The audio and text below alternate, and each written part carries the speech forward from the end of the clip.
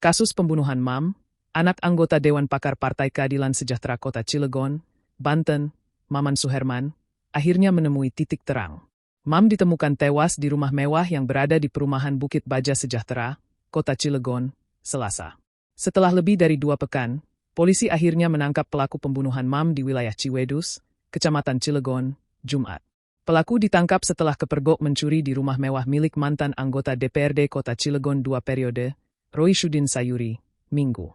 Kasih Humas Polres Cilegon AKP Sigit Dermawan mengonfirmasi penangkapan tersebut.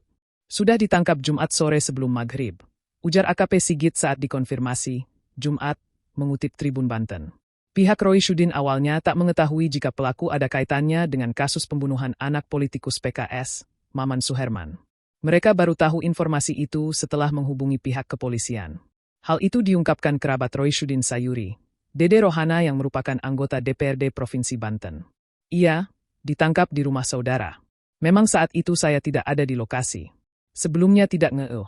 Kami tidak tahu kalau itu ada kaitannya dengan peristiwa di BBS. Kami baru tahu pada malam harinya. Saat kami menelepon polisi, ternyata dari hasil pengembangan, pelaku memiliki keterkaitan dengan kasus di BBS. Katanya, Sabtu, dilansir Tribun Banten. Aksi pencurian yang dilakukan itu dilakukan saat kondisi rumah Roy Sudin dalam keadaan sepi. Dede mengatakan, rumah kerabatnya itu memang sering ditinggal pemiliknya ke BSD, Tangerang setiap akhir pekan. Soalnya setiap hari Sabtu Minggu rumah itu kosong karena ditinggal ke BSD, karena punya rumah juga di BSD. Kalau hari Minggu itu memang tidak ada orang, ungkap dia. Aksi pencurian itu terekam kamera CCTV, yang kemudian dilaporkan ke Polsek Cilegon. Dalam kejadian itu, sejumlah perhiasan hilang. Sementara sebuah brankas sempat dibawa keluar rumah menggunakan kursi roda. Namun, brankas itu ditinggalkan pelaku karena belum sempat dibuka. Yang hilang perhiasan, dan brankas sudah berada di luar rumah dibawa menggunakan kursi roda, tetapi belum sempat diambil dan akhirnya ditinggalkan, ucap Dede. Brankas yang tertinggal itulah yang akhirnya membuat pelaku kembali lagi ke rumah tersebut untuk melakukan aksi pencurian kedua. Pada Jumat siang, saat rumah kembali dalam kondisi sepi, pelaku masuk ke rumah dengan tujuan membongkar brankas tersebut. Akan tetapi, aksinya kepergok oleh asisten rumah tangga, Art, yang sedang membersihkan rumah. Pelaku yang panik berusaha melarikan diri. Pada hari Jumat itu, dia sampai membawa pemanas gembok, sepertinya penasaran ingin membongkar brankas.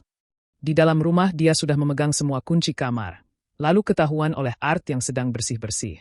Art berteriak dan pelaku langsung lari, tuturnya. Saat berupaya melarikan diri, pelaku terpeleset dan jatuh. Art lantas meminta bantuan warga sekitar dan menghubungi pemilik rumah yang selanjutnya melapor ke polisi. Karena posisi rumah agak berbukit dan ada tangga, sepertinya dia terpeleset dan jatuh. Art kemudian meminta tolong dan menelepon saudara saya yang sedang liburan di luar kota. Saudara saya lalu menghubungi warga, karyawan, termasuk menelepon polisi, jelasnya.